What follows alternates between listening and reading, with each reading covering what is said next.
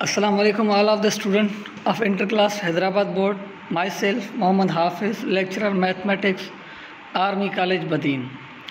तो inter class का आज का हमारा जो लेक्चर है वो जैसे प्रीवियस लेक्चर में हमने पढ़ा था straight line, distance formula, mid point, slope. तो आज हम फर्स्ट एक्सरसाइज सॉल्व करेंगे। एक्सरसाइज 2.1 है सेकंड चैप्टर की, जो जिसमें क्वेश्चन है सिर्फ डिस्टेंस फार्मूला पे। डिस्टेंस फार्मूला जो पाइथागोरस थ्योरम से लिया गया है, और मिड पॉइंट और लाइन की जो मिड पॉइंट होती है वो किस तरह मालूम करते हैं, दो पॉइंट्स के बीच में डिस्टेंस किस तरह मालूम करते हैं। तो आज हम उन पे बात करेंगे। फर्स्ट क्वेश्चन हमारा है डिस्टेंस फार्मूला कहाँ से आया और किस तरह यूज़ होता है। तो डिस्टेंस बिटवीन टू पॉइंट, यहाँ पे दो पॉइंट्स गिवन है x1 y1 and x2 y2 given by the formula इसका ये है d equal to x2 minus x1 square plus y2 minus y1 square root है। तो डिस्टेंस फार्मूला पाइथागोरस थ्योरम से ड्राइव किया गया है। जैसे कि यहाँ पे पाइथागोरस थ्योरम की ये फिगर 1 लगी हुई है। 90 एंगल है जिसका परपेंडिकुलर का नाम दिया हुआ है B और बेस का A, और जो तीसरी साइड होगी वो हाइपोटेन्यूज होगी। तो हाइपोटेन्यूज मालूम करने का फार्मूला क्या है, बेस स्क्वायर प्लस परपेंडिकुलर। तो यहाँ पे बेस है हमारा A और परपेंडिकुलर है B, तो hypotenuse equal to A square plus B square. तो हाइपोटेन्यूज का स्क्वायर ख़त्म करने के लिए हम क्या करेंगे, square root on both side देते हैं, तो C का स्क्वायर ख़त्म हो जाएगा और यहाँ पे A square plus B square आ जाएगा। तो ये हमारी पाइथागोरस थ्योरम की दूसरी फिगर यहाँ पे देखते हैं कि हमें A B C points given है, और यहाँ पे परपेंडिकुलर साइड है या वहाँ यहाँ पे जो हमें यूनिट दिया हुआ है वो y2 माइनस y1 और बेस पे है x2 माइनस x1। तो अगर हम डिस्टेंस मालूम करेंगे A और B का, A से लेकर B तक का डिस्टेंस मालूम करेंगे तो होगा base square plus perpendicular square. तो बेस स्क्वायर क्या है, x2 माइनस x1 स्क्वायर, और परपेंडिकुलर क्या है, y2 माइनस y1 स्क्वायर। तो यहाँ पे ये बन जाएगा डिस्टेंस का फार्मूला। तो यहाँ पे डिस्टेंस कैसे मालूम करते हैं, यहाँ पे देखें A और B एक लाइन है। A के जो कोऑर्डिनेट हैं वो है 3,1 और B के है कोऑर्डिनेट 7,1। तो इसका आंसर लिखा हुआ है कि AB इक्वल टू 4 यूनिट्स, मतलब AB का वो जो डिस्टेंस है वो 4 यूनिट है। तो 4 यूनिट कैसे, जैसे कि हमने फार्मूला अभी पढ़ा है x2 minus x1 square plus y2 minus y1 square. तो यहाँ पे x2 की वैल्यू है 7, x1 की वैल्यू है 3। 7 माइनस 4 क्या हो जाएगा, 7 माइनस 3 हो जाएगा 4, तो 4 का स्क्वायर होगा 16, और 1 माइनस 1 0 हो जाएगा। तो 16 का जब स्क्वायर रूट निकालेंगे, क्योंकि डिस्टेंस फार्मूला स्क्वायर रूट के अंदर है, तो आंसर क्या आएगा 4। AB equal to 4 unit. यहाँ पे सेकंड क्वेश्चन, यहाँ पे ये देखिए 7 यहाँ पे लिखा हुआ यूनिट क्या होंगी, जैसे कि A और C के कोऑर्डिनेट्स गिवन है और इनके थ्रू हमें बेस मिला हुआ है कि बेस इसका 4 यूनिट है। क्यों बेस 4 यूनिट आएगा, क्योंकि 7 माइनस 3, क्योंकि इस फिगर में अब यहाँ पे देखें बेस क्या है, x2 माइनस x1 है। तो यहाँ पे अगर x2 माइनस x1 करेंगे तो क्या होगा, 7 माइनस 3 इक्वल टू 4 यूनिट। इसी तरह अगर हम ये परपेंडिकुलर मालूम करेंगे तो क्या होगा, y2 माइनस y1। तो मतलब y2 की वैल्यू 4 है और y1 की वैल्यू 1 है। 4 माइनस 1 क्या आएगा, 3। तो परपेंडिकुलर साइड का यूनिट क्या हो जाएगा, 3। जब 3 और 4 हमें दोनों गिवन होंगे तो हम हाइपोटेन्यूज कैसे मालूम करेंगे, वो सिंपल है। हाइपोटेन्यूज का अगर नाम हम देंगे C स्क्वायर, C साइड, तो C square equal to A square plus B square. 4 square 16 होगा, 3 स्क्वायर 9 होगा, और दोनों को ऐड करके निकालेंगे होगा 25 का स्क्वायर रूट 5। तो मतलब हाइपोटेन्यूज साइड हमारी क्या होगी, 5 होगी। ये आपको पता होगा, आप लोगों ने मैट्रिक में पढ़ा होगा कि हाइपोटेन्यूज साइड दोनों साइड से बड़ी होती है परपेंडिकुलर बेस से। अगर यहाँ पे बेस 4 है और परपेंडिकुलर 3 है तो हाइपोटेन्यूज साइड क्या होगी, 5 होगी, यहाँ उससे ग्रेटर होगी, लेकिन यहाँ पे क्या आ रही है, 5। यहाँ पे सिर्फ यूनिट का पूछ रहा है कि यूनिट क्या होंगे। 7 माइनस 3 करेंगे तो 4 यूनिट आ रहा है x का, और y एक्सिस का जो परपेंडिकुलर है वो 4 माइनस 1 क्या आ रहा है, 3 आ रहा है, 3 यूनिट। तो यहाँ पे कह रहा है ये क्वेश्चन मार्क लगा हुआ है कि ये साइड किसके बराबर आएगी। तो C square equal to A square plus B square लगाएंगे फार्मूला। वही डिस्टेंस का फार्मूला है, लेकिन x2 माइनस x1 ए के बराबर होता है और y2 माइनस y1 बी के बराबर होता है। और c इक्वल टू डिस्टेंस हो गया, क्योंकि हमें a से लेकर c तक का डिस्टेंस मालूम करना है। तो c equal to A square plus B square, 4 और 3 a b की वैल्यू है, तो इसी तरह हमें इसका डिस्टेंस मिल जाएगा। पाइथागोरस थ्योरम ac स्क्वायर यहाँ पे मालूम किया हुआ देख लें, 4 स्क्वायर प्लस 3 स्क्वायर, 4 स्क्वायर 16 होगा और 3 का स्क्वायर 9 होगा। नीचे फार्मूला भी लिखा हुआ है, फार्मूले में वैल्यू पुट कर x2 माइनस x1 निकालेंगे तो वो भी 4 ही आएगी, y2 माइनस y1 के साथ 3 आएगी। तो दोनों को ऐड करेंगे तो आंसर आएगा 25। 25 का स्क्वायर रूट निकालेंगे तो 5 आएगा। यहाँ पे AC की वैल्यू क्या आ गई, 5। ये हमारा डिस्टेंस का फार्मूला है जो हमने पहले भी पढ़ा है, 2 पॉइंट्स के बीच में डिस्टेंस मालूम करने का फार्मूला। क्योंकि डिस्टेंस में क्या होता है, डिस्टेंस के ऊपर भी स्क्वायर होता है और पॉइंट्स के ऊपर भी स्क्वायर होता है। तो डिस्टेंस का स्क्वायर ख़त्म करने के लिए हम क्या करते हैं, स्क्वायर रूट देते हैं बोथ साइड। तो डिस्टेंस का ये वाला स्क्वायर ख़त्म हो जाता है और इस पूरे पे स्क्वायर रूट आ जाता है।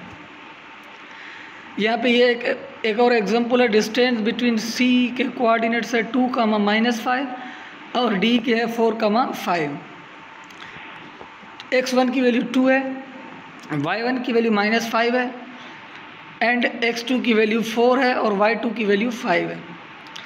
तो यहाँ पे C और D का डिस्टेंस मालूम करना है, x2 minus x1 square plus y2 minus y1 square formula है।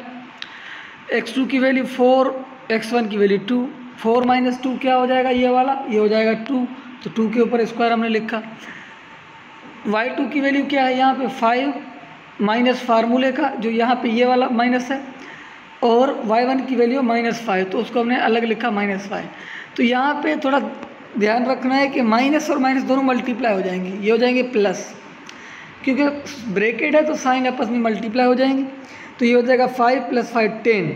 यहाँ पे देखें 10 का स्क्वायर लिखा हुआ है, 2 का स्क्वायर 4, 10 का स्क्वायर 100, 100 + 4 ये क्या होगा, डिस्टेंस 104 स्क्वायर रूट के अंदर ये CD का डिस्टेंस।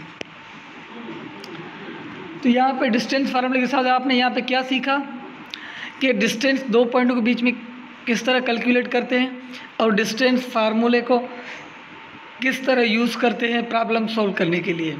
अगर आपको किसी भी क्वेश्चन में डिस्टेंस गिवन है, पॉइंट मालूम करने, तो यही फार्मूला लगेगा, डिस्टेंस की जगह पे डिस्टेंस पुट कर देंगे और जो पॉइंट्स है वो खुद मालूम हो जाएंगे, इक्वेशन बन जाएगी। फिर इक्वेशन में से हम x या y कोई भी वेरिएबल होगा उसकी वैल्यू मालूम कर लेंगे। उसके बाद यहाँ पे हमारा आता है ये क्वेश्चन है, एक देखें, आइसोसेल ट्राइंगल। आइसोसेल ट्राइंगल का मतलब क्या होता है कि 2 या 3 साइड्स की लेंथ इक्वल हो, उसको कहते हैं आइसोसेल। यहाँ पे देखें 1 सेंटीमीटर इसकी लेंथ है, तीनों की लेंथ क्या है, 1 सेंटीमीटर है। जब लेंथ सेम होगी तो इसका मतलब है एंगल भी सेम होंगे। तो ये आइसोसेल का एग्जांपल हो गया। यहाँ पे देखें सबकी लेंथ सेम है और इस पार्ट में सबकी लेंथ सेम है 20 सेंटीमीटर। तो ये क्या होगा, आइसोसेल ट्राइंगल। कैसे मालूम करते हैं, नाम दे दें क्वाड्रेंट के, यहाँ पे हमने A नाम दे दिया और यहाँ पे हमने B नाम दे दिया, यहाँ पे C दे दिया। डिस्टेंस मालूम करेंगे A से लेकर B तक, आंसर उसका क्या आएगा। अब डिस्टेंस मालूम करने के लिए आप अगर आंसर 20 आ रहा है तो इसका मतलब आपको A और B के क्वाड्रेंट गिवन होंगे, कोऑर्डिनेट्स जो भी होंगे, और यहाँ से A से लेकर C तक मालूम करेंगे और B से लेकर C तक मालूम करेंगे। तीनों का डिस्टेंस अगर इक्वल आ रहा है तो आइसोसेल है। अगर कोई भी 2 साइड का भी आंसर इक्वल आ रहा है, लेंथ इक्वल आ रही है, तो वो भी आइसोसेल होगा। यहाँ पे ये देखें A और B का हमने डिस्टेंस मालूम किया तो आया 7.3, B और C का किया 7.8, A और C का किया 6.3। तो मतलब ये कि इनका डिस्टेंस सेम नहीं है, ये आइसोसेल नहीं होंगे। उसके बाद तो यहाँ पे देखें, यहाँ पे कोई एंगल सेम नहीं है। अगर एंगल सेम नहीं है तो लेंथ भी साइड की सेम नहीं होगी, तो ये क्या हो गया, ये आइसोसेल नहीं है। उसके बाद यहाँ पे की क्वेश्चन है, ABC 3 वर्टाइसेस गिवन है ट्राइंगल के, प्रूव करना है कि आइसोसेल्स है या नहीं है।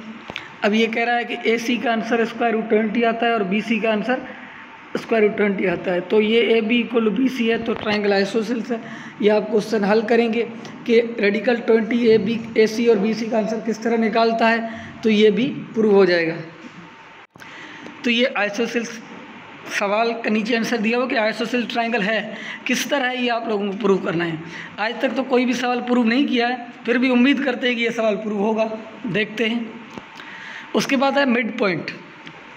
मिड पॉइंट दो पॉइंट्स के बीच में जो सेंटर होता है वो मालूम करने के लिए उसको मिड पॉइंट कहते हैं। तो मालूम करने का तरीका क्या है, वो मालूम करने का तरीका है x1 + x2/2। ये इसमें एक वैल्यू आ जाएगी, दूसरी है y1 + y2/2। तो यहाँ पे x की वैल्यू है 1 की 3 और यहाँ इसकी वैल्यू है 9। 3 + 9/2 6 और 1 + 5/2 इक्वल टू 1 + 5 6 6/2 इक्वल टू 3। तो इस तरह ये यहाँ इसकी मिड पॉइंट आ गई, किसकी, ए और बी की मिड पॉइंट 6,3। किसी भी लाइन की मिड पॉइंट मालूम करनी है, फार्मूला लिखेंगे x1 + x2/2 कामा y1 + y2/2। ये हो जाएगी कि दो पॉइंट्स के बीच में जो मिड पॉइंट मालूम करनी होती है उसका फार्मूला। उसके बाद है mid point of line. Line की मिड पॉइंट किस तरह मालूम करते हैं, सेम फार्मूला ये x1 + x2/2 y1 + y2/2। Mid point of 2 points, mid point of line, बात एक ही होगी। तो ये मालूम करने का फार्मूला यहाँ पे एग्जांपल दिया हुआ है, ई और एफ की वैल्यू गिवन है। यह फार्मूला लगा के x1 + x2/2 कामा y1 + y2/2। तो यहाँ पे मिड पॉइंट ई और एफ की आ गई -2 कामा 1/1/2 या 1.5 कर सकते हैं इसको। ये हो गई मिड पॉइंट ई और एफ की। तो यहाँ तक कोई भी अगर सवाल आप लोगों को समझ में नहीं आया है तो सवाल ग्रुप में कोई भी क्वेश्चन में, किसी भी क्वेश्चन में प्रॉब्लम हो तो ग्रुप में प्लीज़ शेयर करें कि ये क्वेश्चन समझ में नहीं आ रहा है, या उसको हाईलाइट करें, क्वेश्चन को स्क्रीनशॉट लेके उसका ग्रुप में भेज दें। उम्मीद तो हम कर रहे हैं आज भी कि कोई बच्चा रेस्पॉन्स देगा, लेकिन आज तक तो नहीं आया है। फिर भी हम उम्मीद करते रहेंगे, देखते हैं उम्मीदों पे कब तक उतरते हो पूरे। थैंक यू बेटा, अल्लाह हाफिज़।